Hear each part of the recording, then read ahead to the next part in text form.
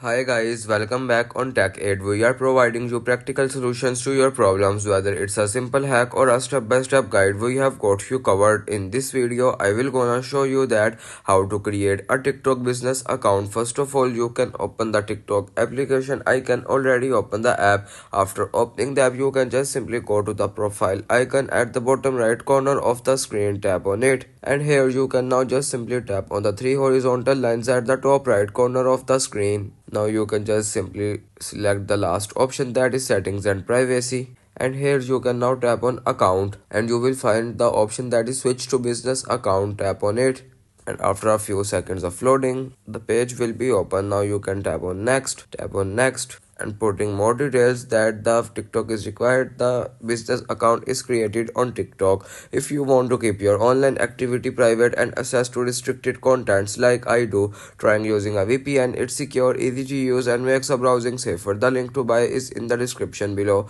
If this tutorial helped, don't forget to like the video and subscribe for more practical solutions. Got questions or need extra help, drop a comment below and we will be happy to assist. See you in the next one. Thanks for watching.